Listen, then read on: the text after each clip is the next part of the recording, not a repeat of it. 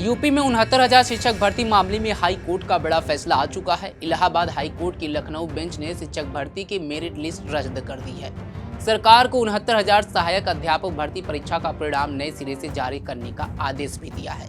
इस आदेश से यूपी को तो झटका लगा ही है, साथ ही नई चयन सूची तैयार होने से पिछले 4 सालों से नौकरी कर रहे हजारों शिक्षकों के सामने भी असमंजस की स्थिति है। आइए जानते हैं कि ये पूरा मामला और विवाद क्या है। नमस्कार, आप देख रहे हैं पंजाबकेसरी.com में सतीश शर्मा। उत्तर प्रदेश में जब अखिलेश सरकार थी तब 1,37,000 शिक्षा मित्रों को सहायक शिक्षक के रूप में समायोजित कर दिया गया था। इसके बाद मामला सुप्रीम कोर्ट में पहुंचा और समायोजन को रद्द कर दिया गया। यानी अखिलेश सरकार ने जिन शिक्षा मित्रों को सहायक शिक्षक बनाया था वह फिर से शिक्षा मित्र बन गए। अब इसके बाद सुप्रीम कोर्ट ने 1,37,000 पदों पर भर्ती का आदेश योगी सरकार को दिया। योगी सरकार ने सुप्रीम कोर्ट में कहा कि हम एक साथ इतने पद नहीं भर सकते हैं। फिर सुप्रीम कोर्ट ने 2 चरणों में सभी पदों को भरने का आदेश दिया। इसके आदेश के बाद योगी सरकार ने 2018 में पहले 68,500 पदों के लिए वैकेंसी निकाली। इसके बाद दूसरे चरण की भर्ती 69,000 सहायक शिक्षक भर्ती 69,000 सहायक शिक्षक पदों के लिए निकली। इस भर्ती की परीक्षा 6 जनवरी 2019 को हुई। इस भर्ती के लिए अनारक्षित की कट ऑफ 67.11% और ओबीसी की कट ऑफ 66.73% थी। इस भर्ती के तहत करीब 68,000 लोगों को नौकरी मिली, लेकिन यहीं से यह सवाल उठा कि 69,000 भर्ती में आरक्षण नियमों को लेकर अनदेखी की गई। बेसिक शिक्षा नियमावली 1981 का पालन सही से नहीं किया गया। 69,000 भर्ती के अभ्यर्थी जो इस विरोध के साथ आंदोलन के लिए सड़क पर उतरे, उनका कहना था कि इस नियमावली में साफ है कि कोई ओबीसी वर्ग का अभ्यर्थी अगर अनारक्षित श्रेणी के कट ऑफ से अधिक नंबर पाता है तो उसे ओबीसी कोटे से नहीं बल्कि अनारक्षित श्रेणी में नौकरी मिलेगी, यानी वह आरक्षण के दायरे में नहीं गिना जाएगा। इसके बाद से 69,000 शिक्षक भर्ती का पेच उलझ गया। आंदोलनरत अभ्यर्थियों ने दावा किया कि 69,000 शिक्षक भर्ती में ओबीसी वर्ग को 27% की जगह 3.86% आरक्षण मिला, यानी ओबीसी वर्ग को 18,598 सीट में से मात्र 2,637 सीट मिली।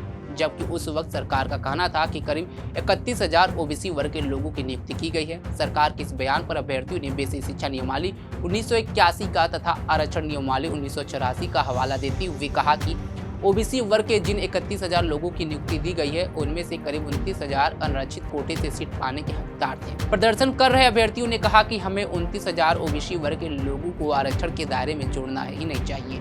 ठीक इसी तरह अभ्यर्थियों का आरोप है कि 69,000 शिक्षक भर्ती में से एससी वर्ग को भी 21% की जगह मात्र 16.6% आरक्षण मिला है। अभ्यर्थियों ने दावा किया है कि 69,000 शिक्षकों की भर्ती में करीब 19,000 सीटों का घोटाला हुआ।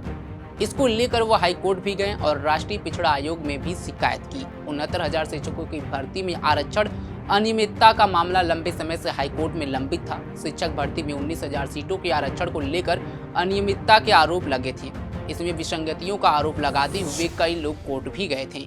हाईकोर्ट ने 69,000 सहायक शिक्षकों की मौजूदा सूची को गलत मानते हुए मेरिट सूची को रद्द कर दिया है। कोर्ट ने उत्तर प्रदेश सरकार को 3 महीने के अंदर नई मेरिट लिस्ट तैयार करने का आदेश दिया है। इसमें आरक्षण के नियमों और बेसिक शिक्षा नियमावली के तहत करने के लिए आदेश दिए गए हैं।